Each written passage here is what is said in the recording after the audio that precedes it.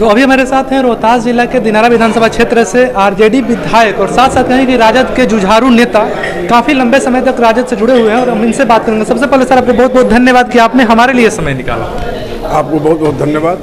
Sir सबसे पहला सवाल मेरा आपसे यही रहेगा कि आप विपक्ष में हैं, आपकी पार्टी विपक्ष में है, तो अपने विधानसभा क्षेत्र के डेवलपमेंट के लिए अपने विधानसभा सदन में क्या क्या अभी बात करें तो अभी बहुत जल्द ही यहाँ पे विधानसभा का सदन शुरू होने वाला है, तो वहाँ पर दिनारा विधानसभा क्षेत्र में क्या क्या समस्याओं, जनता की क्या क्या समस्याओं को आप सदन में रखिएगा?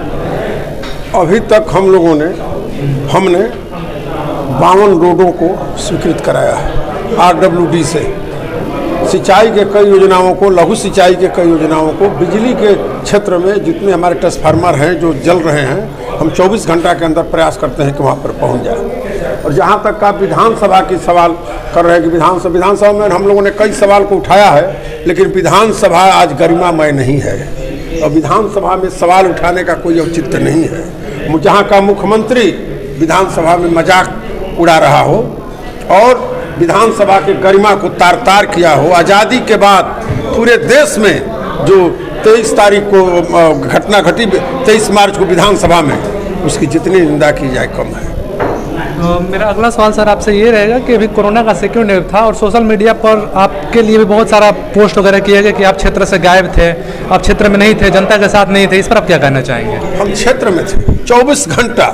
मैं पूरे कोरोना काल में पटना गया ही नहीं, लेकिन जो सरकार का गाइडलाइन था, मैं दिनारा, दावत, सिद्धपुरा में घूमते रहा, गांव में मैं नहीं गया और हॉस्पिटलों का कई बार मैंने दौरा किया, लेकिन मैं चूँकि दूरी बना कर रखना था इसलिए मैं रोगी लोगों से नहीं मिल सका। कुछ ऐसे अपरिहार्य घटनाएं घटे जहां मुझे जाना पड़ा, जैसे ललन खां जी जो हमारे बहुत अभिन्न मित्र थे दिनारा के, जो मर गए, तो मैं उनके एथू में गया था।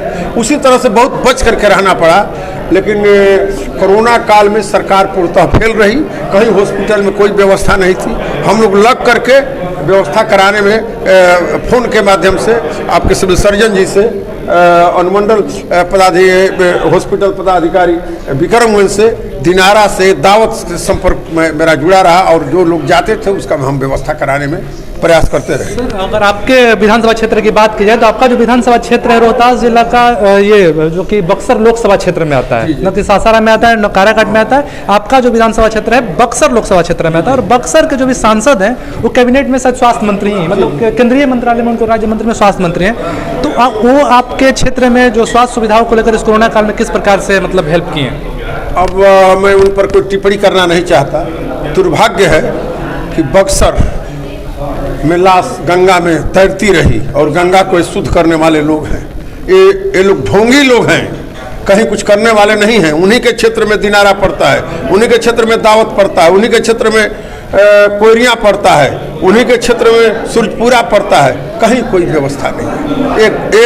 ये लोग आराम भोगी हैं।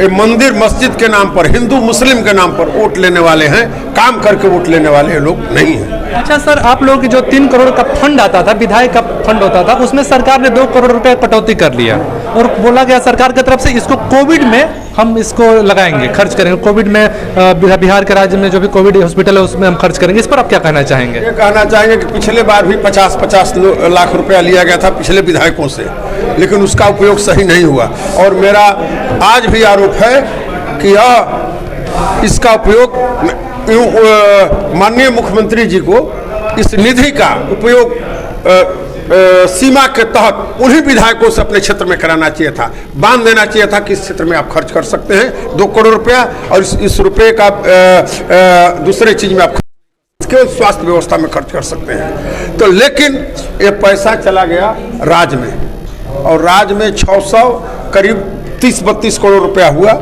और इस पैसे का कोई भी मापदंड सरकार के पास नहीं है और विधायक पूछ रहे हैं कि किस निधि में खर्च हो रहा है, वो कोई जवाब नहीं दे रहे हैं। हम इस सवाल को विधानसभा में उठाएंगे और मजबूती से उठाएंगे कि इसका जो हम लोग से पैसा लिया गया ये हमारे विधानसभा में स्वास्थ्य पर ही खर्च किया गया। अच्छा सर, आप चूंकि राजद के बहुत ज़्यादा मतलब कहा जाता है बहुत वरिष्ठ नेता भी और साथ साथ खुल कर बोलते हैं, तो अभी रोहतास जिला का जो हेडक्वार्टर है शासन, वैसे तो अब दिनारा विधानसभा क्षेत्र से विधायक है, लेकिन अब लंबे समय से राजद के जिलाध्यक्ष भी रहे थे पार्टी के। तो रोहतास जिला का जो मुख्यालय है सासाराम, देखा जाए तो बहुत ज़्यादा जल जमाव वहाँ पे है। मतलब सासाराम का कोई ऐसा वार्ड नहीं है, 40 वार्ड में कि जहाँ पर जल जमाव नहीं दिखे।